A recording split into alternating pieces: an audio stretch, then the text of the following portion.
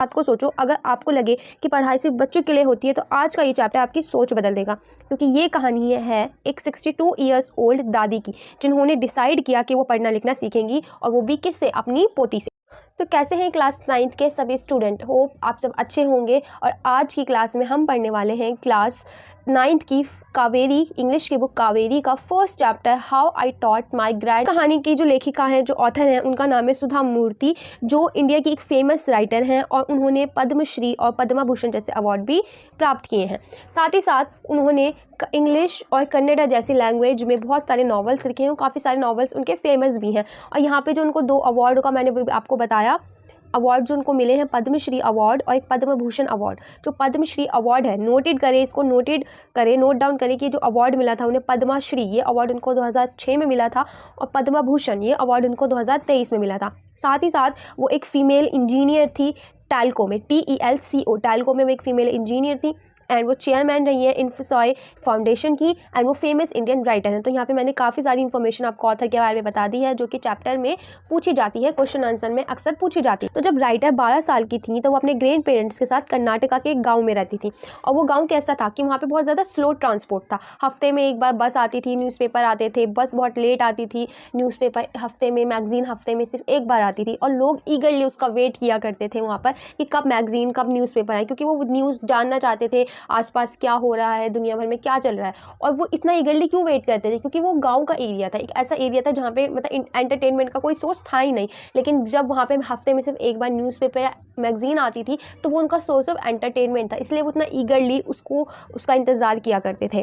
तो जो राइटर की ग्रैंड मदर है, वो पढ़ना लिखना उनको नहीं आता था, इसलिए वो अपनी पोती यानी राइटर्स के से हर हफ्ते काशी यात्रा नाम की एक नॉवल थी उसको सुना करती थी, क्योंकि हर हफ्ते उसमें उसके एपिसोड्स आते थे। एपिसोड्स कैसे आते थे, जैसे टीवी सीरियल्स पे आजकल एपिसोड आते हैं हर दूसरे दिन, तीसरे दिन, जैसे भी होते हैं, उसी तरीके से वहाँ पे जो मैगज़ीन है उसमें हर हफ्ते एपिसोड छपा करते थे, और वो हर हफ्ते जो मैगज़ीन है उनके गाँव में आया करती थी। दादी को वो स्टोरी बहुत पसंद थी, और वो भी उससे इमोशनली कनेक्ट हो गई थी। क्यों? क्योंकि वो जो स्टोरी थी वो काशी यात्रा यानी काशी टेम्पल के रिगार्डिंग थी, और वो काशी मंदिर जाना चाहती थी। उस जो दादी थी वो भी काशी मंदिर जाना चाहती थी, उनकी भी बहुत कनेक्टिविटी थी वहाँ से।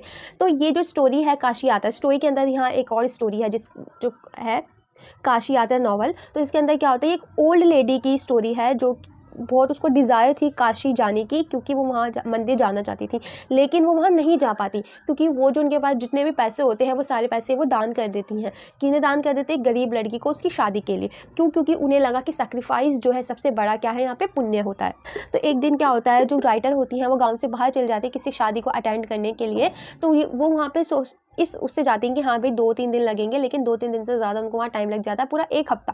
एक हफ्ते बाद जब वो अपने घर आती हैं तो वो क्या देखती हैं, उनकी जो दादी हैं वो रो रही हैं, उनकी दादी की आँख आंसू से भर गए हैं। तो वो जाके अपनी दादी यानी अपनी अव्वा से पूछती हैं। अव्वा कर्नाटका में दादी को कहा जाता है। तो वो बोलती है कि अव्वा क्या हुआ था, लेकिन उस टाइम पर उनकी ग्रैंड मदर कोई जवाब उनको नहीं देती।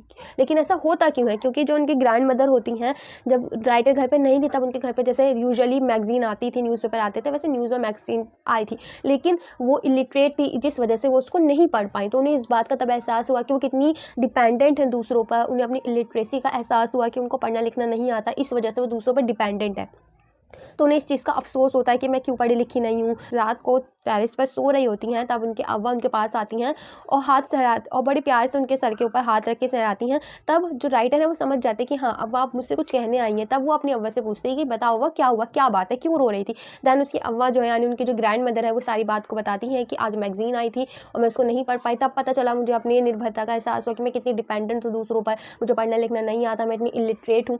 तो इलिटरेट जो वर्ड यहाँ पे बार बार आ रहा है, इसका मतलब होता है a person who is not able to read and write. एक ऐसा पर्सन जो पढ़ना लिखना नहीं जानता हो, जो पढ़ना लिखना एक के काबिल ना हो, उसे ना आता हो, उसको हम इलिटरेट कहते हैं।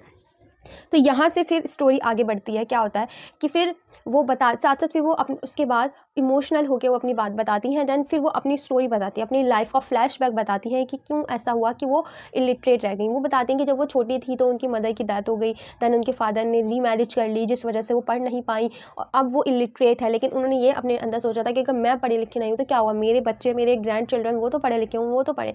फिर उन्होंने सोचा कि अब भी वो उसके बाद फिर वो अपनी पोती से यानी राइटर से कहती हैं कि मैंने फ़ैसला कर लिया, मैंने डिसाइड किया कि मैं खुद से पढ़ना लिखना सीखूंगी, तो तुम मुझे सिखाओगे पढ़ना। और जो दादी हैं, जो अव्वा हैं, वो बहुत अच्छे मेहनत करती हैं और ख़ुद को एक डेडलाइन देती हैं कि हाँ, दशहरे तक मुझे नॉवल खुद से पढ़नी आनी ही आनी चाहिए, और वो उसको पढ़ना स्टार्ट कर भी देती हैं।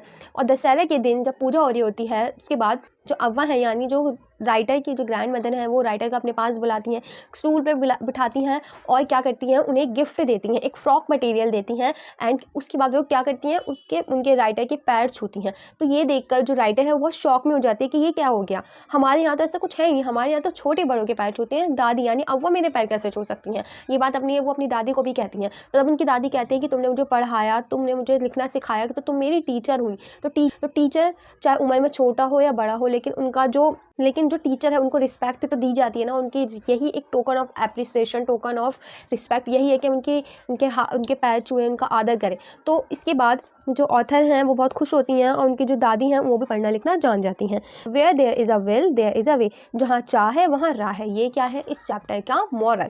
तो कैसे लगी आपको ये वीडियो, मुझे ज़रूर बताना। अगर आपको चैप्टर में कुछ ना समझ आया हो, ऐसे कोई कहीं भी डाउटफुल लगा हो, आप तो मुझे कमेंट करके ज़रूर बताएं।